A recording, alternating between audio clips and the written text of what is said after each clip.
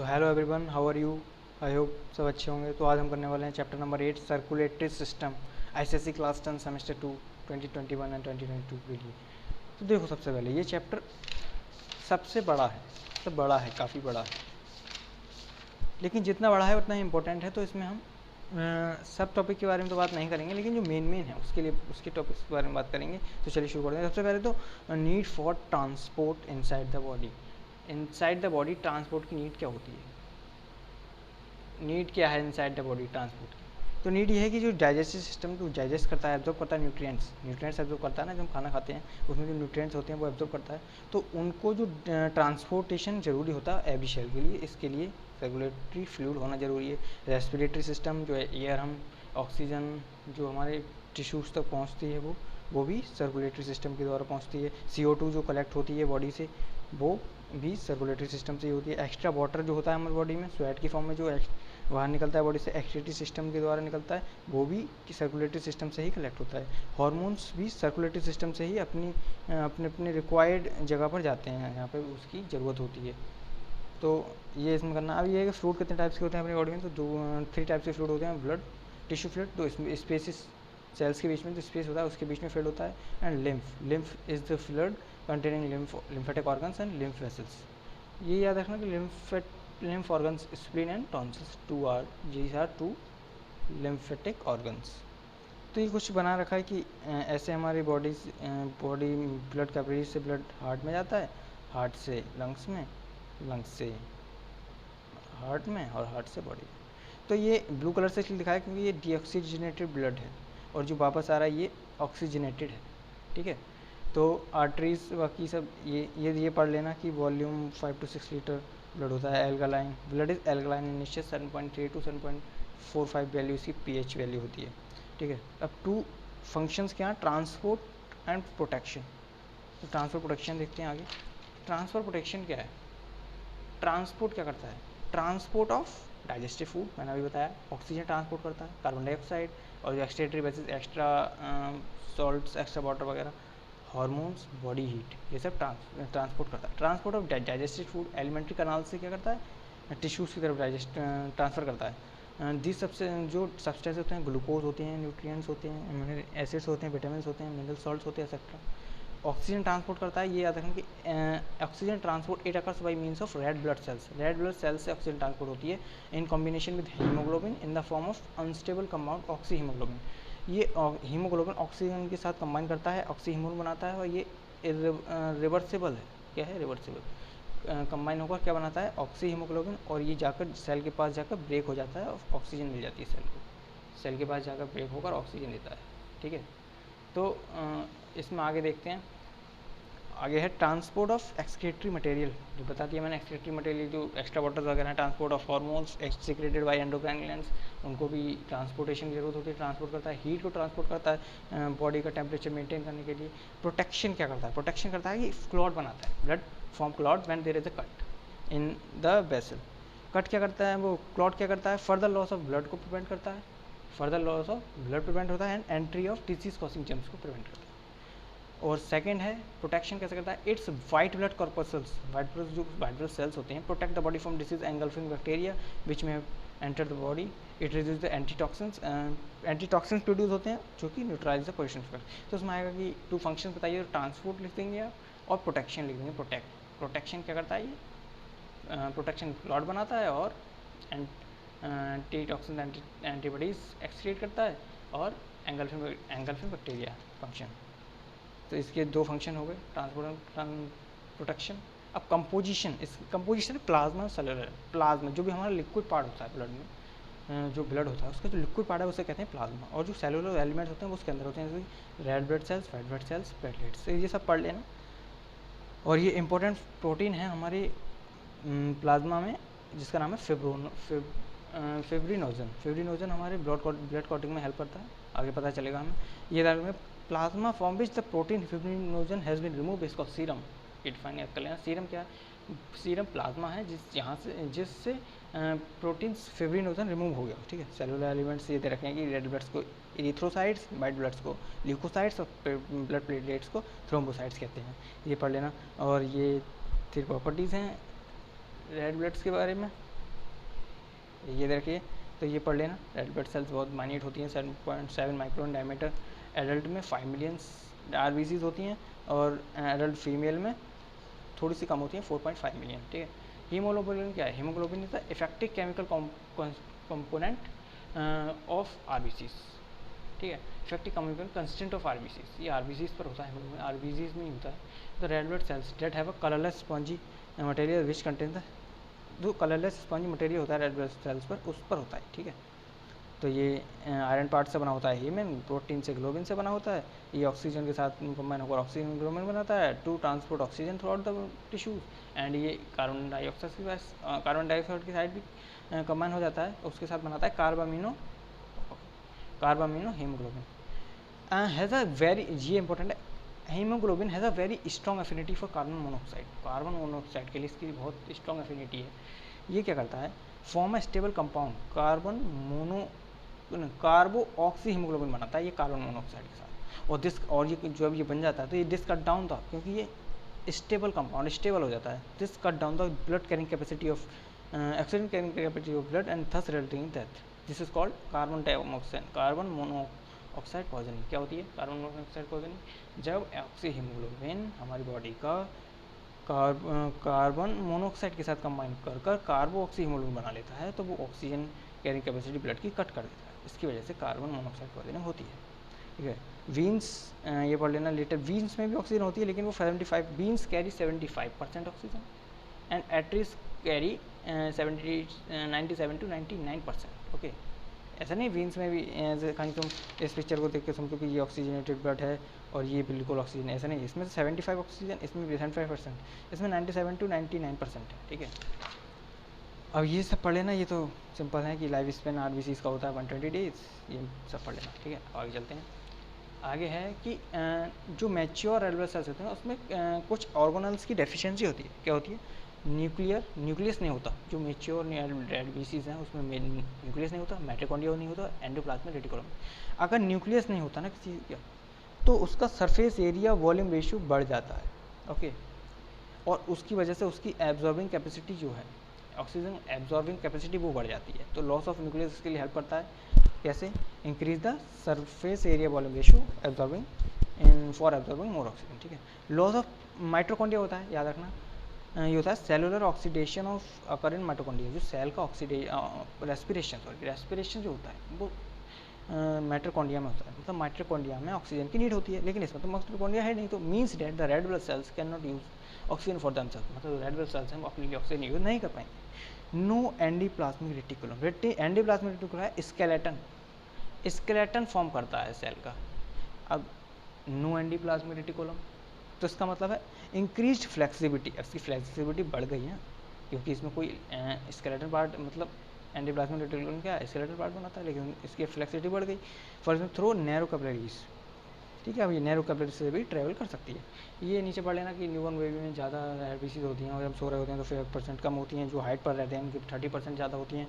और polycythemia is abnormal increase in the number of RBCs and erythropenia is the abnormal decrease in the number of RBCs, okay. तो white blood cells के बारे में पढ़ लेना कि वाइट ब्लड सेल्स ल्यूकोसाइट्स कहलाते हैं। इनका नंबर कम होता है, उनका 5 मिलियंस होता है, इसका 4000 to 8000 पर किलोमीटर होता है।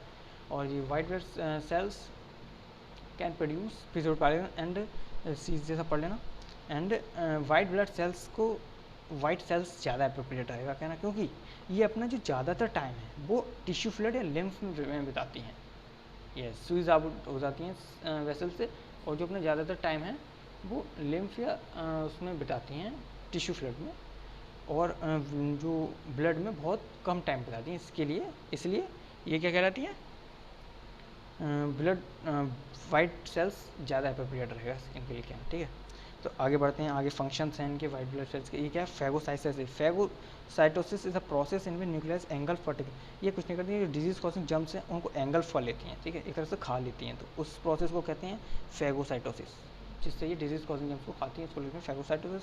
इन्फ्लेमेशन क्या है? जब हमारे बॉडी को इंजरी हो जाती है तो वन होता है, तो वो वाइट ब्लड सेल्स की एक्शन की वजह से होता है, ठीक है। फॉर्मेशन ऑफ एंटीबॉडीज जो बनाती हैं वो वाइट ब्लड सेल्स ही बनाती हैं, ठीक है।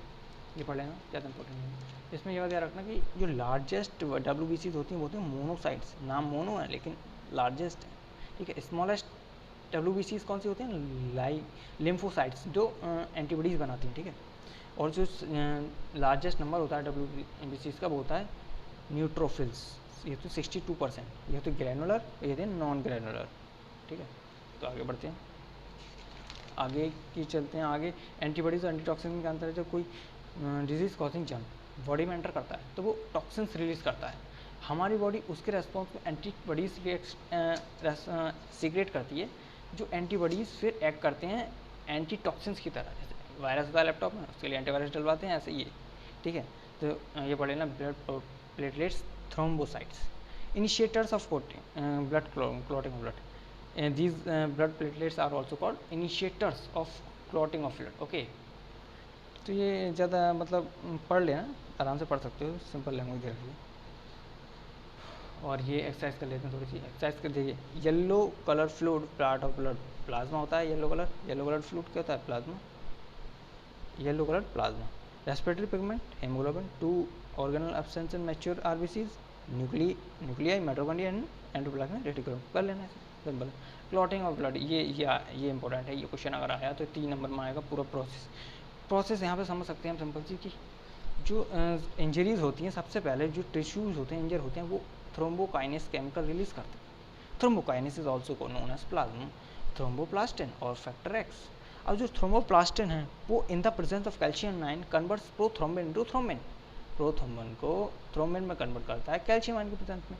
फिर जो थ्रोम्बिन बना, अब वो thrombin in the presence again in the presence of calcium ion converts fibrin is a protein of plasma into fibrin, fibrinogen को, जो प्रोटीन है प्लाज्मा का, उसको फिब्रिन में कन्वर्ट करता है, यस। और वो फिब्रिन फिर नेटवर्क बनाती है सॉलिड सब्सटेंस, और जो सॉलिड सब्सटेंस के बाद उसके क्लॉट बन जाता है, ओके। तो ये कुछ हैं, कर लेना।